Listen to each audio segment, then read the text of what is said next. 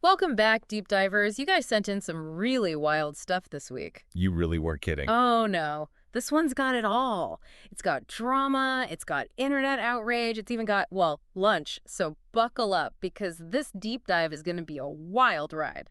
Let's do it. All right, so we're talking about the YouTube elite this week, specifically Mr. Beast, Logan Paul, KSI, and their latest venture that has everyone grabbing their pitchforks, Lunchly. And what's so fascinating about this whole thing, at least to me, is how this product, this Lunchly, has really ignited this massive debate about, like, what YouTube even is anymore. Right, it's way more than just some food. Okay, so for anyone who might not recognize those names, these YouTubers we just mentioned, these guys aren't your, like, typical basement-dwelling YouTubers anymore. We're talking millions upon millions of subscribers, multi-million-dollar businesses, brand deals left and right. Huge empires. Yeah, they're like the ultimate YouTube success stories. Definitely. And they've leveraged that success to launch a bunch of different products. Mm-hmm. Prime, Feastables, and now their answer to the classic Lunchable. Lunchly. Which, okay, on the surface it seems like pretty standard for a YouTuber, right? Just another business venture in their ever-expanding portfolios. But, and this is where it gets good, other YouTubers are calling them out. And not in like a congrats on the new business kind of way. Exactly. And leading the charge on this one, we have Dan TDM. Yeah. Big name in the gaming community, known for being super family-friendly. Yeah, Minecraft, right? Yeah, exactly. And he came out and publicly questioned, like, what happened to YouTubers?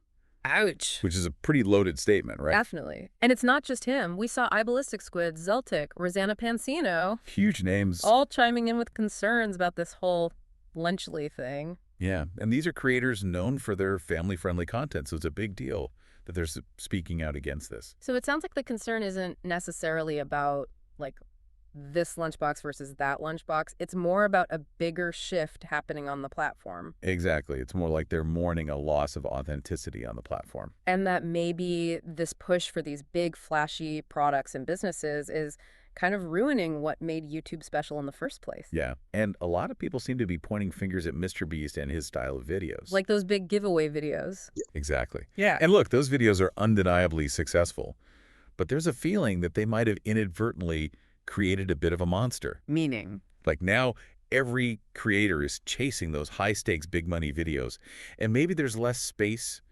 for the personal niche content that drew people to YouTube in the first place. That's super interesting. So how did Mr. Beast and the gang respond to all this criticism? They didn't exactly back down, did they? Not quite. They kind of leaned into it, if anything. Oh, yeah. So, like, where do we even start with the responses? Well, Mr. Beast, in typical Mr. Beast fashion, he went straight to the numbers. Oh, he loves his number. Oh, absolutely. He was quick to point out that Lunchly actually has fewer calories and more electrolytes than Lunchables, which, Really? Fewer calories. That's his defense. Yeah, it seemed like he was missing the point a little bit, Yeah, I mean... Like, no one's really saying Lunchables are, like, health food. Right. It's not about being healthy. It's the idea of these huge influencers pushing these processed food products to kids, Exactly. It's more about the example they're setting. Exactly. And that seemed to get lost in the whole, like, calorie comparison thing. Yeah, not a great look. So what about Logan Paul? How'd he respond?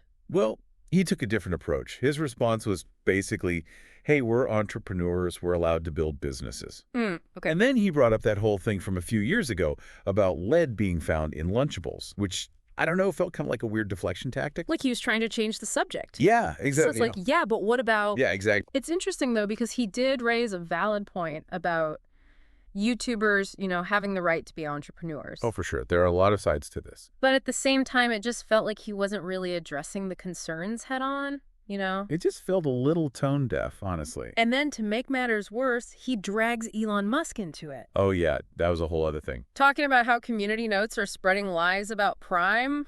Like, come on, man. As if Elon Musk is going to swoop in and be like, yeah, you're right, community notes are wrong. It's just like... It felt like a desperate attempt to control the narrative. Totally. And obviously it didn't really work because here we are, still talking about it. Exactly. Okay, so we've got Mr. Beast's interesting calorie defense. We've got Logan Paul bringing up lead and Elon Musk. What about KSI? What did he have to say for himself? Well, he seemed to take the approach of going on the offensive. Oh, boy. He called out Dan TDM for having his own merchandise line.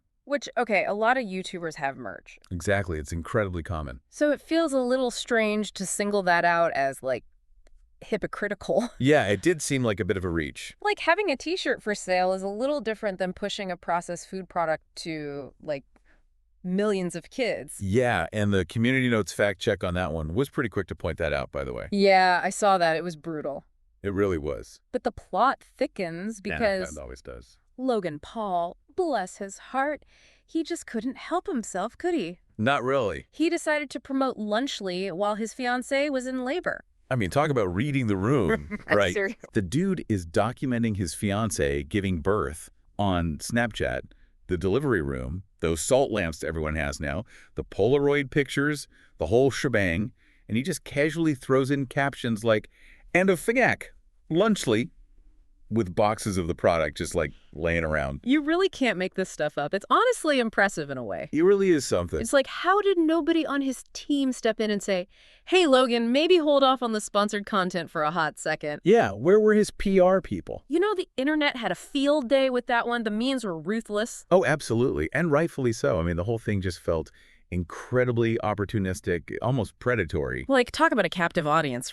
And it's not like this is the first time he's been called out for this kind of thing either. Yeah. There have been studies about how often Logan Paul and Jake Paul, incorporate product placements into their videos. Oh, interesting. So this Lunchly thing wasn't just a one-off marketing scheme. It's kind of a pattern. Yeah, and it really makes you wonder, like, at what point does this constant need to monetize every single moment just become, like, gross? Exactly. And is that really the kind of image you want to project, especially when you have such a young audience? It's a slippery slope. It really is. And just when you thought it couldn't get any weirder, oh, there's more. KSI decides to double down. Oh, yeah, he wasn't done yet. He drops this whole other video titled, and I'm not kidding, "Everybody Hates Us Right Now." Yeah, not exactly the best way to diffuse the situation. So I guess damage control wasn't really in the cards. Not so much. A lot of people saw it as super defensive, especially since the NTDM hadn't actually responded to KSI at all at that point. It's like they say, sometimes no reaction is the best reaction. Totally. Sometimes trying to put out the fire just makes it worse. Exactly.